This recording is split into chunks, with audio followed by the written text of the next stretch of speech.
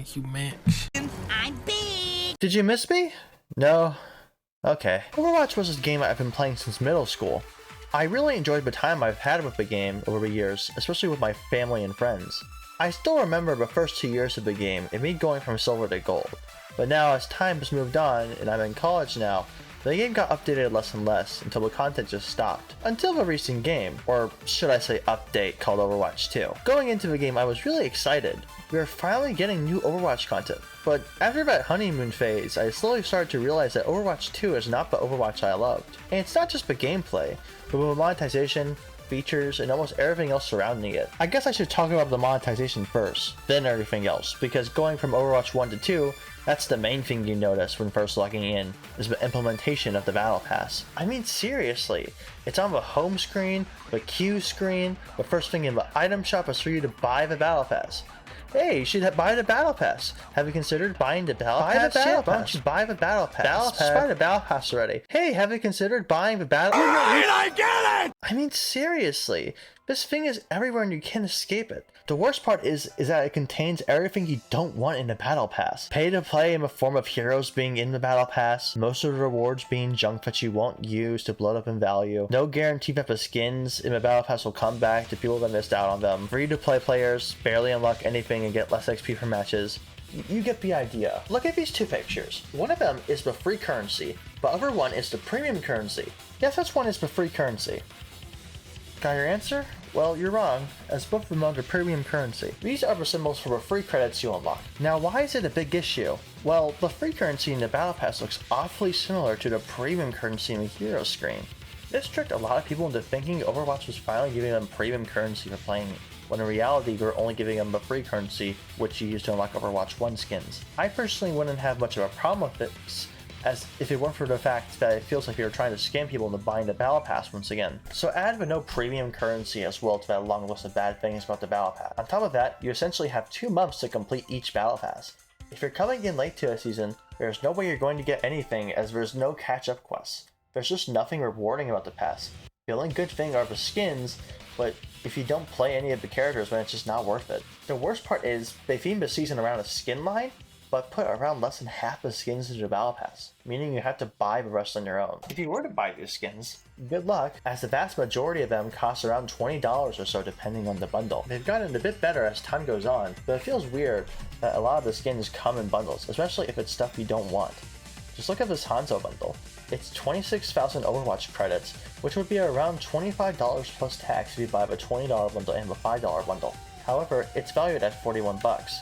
I have no idea why a skin, an intro, a keychain, a souvenir, and a name card would be worth over 40 bucks, but whatever. It just feels like a big scam to have players buy a little bit more currency for not much in return. Sure, you can buy the skin separately, but it's still 20 bucks on its own. It's upsetting that other games charge you less for more.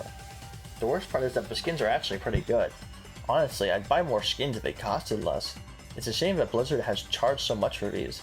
You know what else Blizzard has done? Made the game a lot less fun. It seems like Blizzard has been struggling for a long time now to get things right.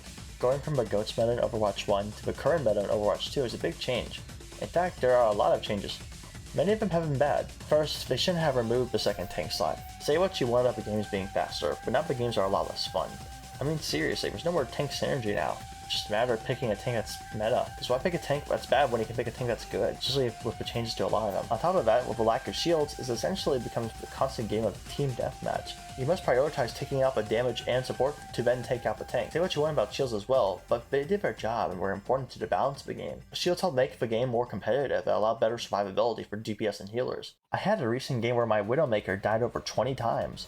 We somehow still won that game, but it goes to show how easy it is to die as a DPS or support now. On top of this, the new game mode push feels very unfair to play.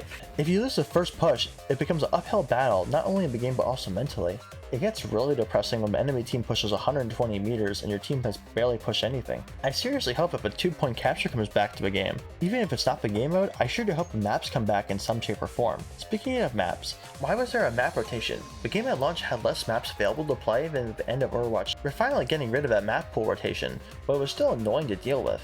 Now this wouldn't be much of a problem if it weren't for a lot of the heroes being essentially ruined either by moveset reworks or nerfs. I'm gonna list off every hero I think has essentially become unviable, or at the very least not as fun as they used to be. There's some others too I think have changed for the worse, but these are most noticeable in my opinion. Cassidy got his flashbang removed for a sticky grenade instead. Not only is it weird to hit, but it also doesn't provide nearly as much value. The flashbang could be used as an approach and a defense. Not only this, but the right click could instantly kill flashbanged enemies. Now he really doesn't have much defense and his right click is essentially useless.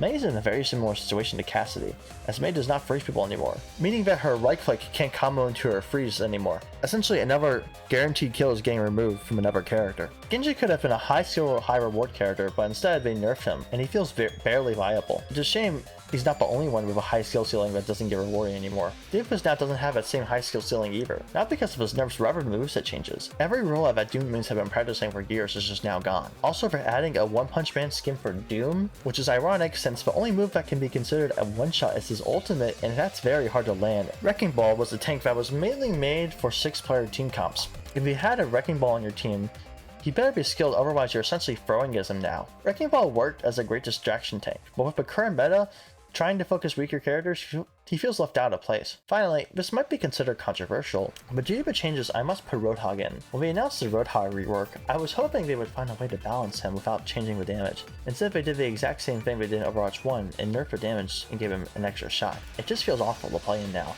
His one-shot combo might have been annoying, but that's all Roadhog had. Now Roadhog really doesn't have much of a reason to be played. He's easily counterable and punishable now, and he really can't hold for himself. There are just better options on the table. That's the sad reality of being a tank in Overwatch 2. Either you adapt to the meta, or you fall down the ranked system.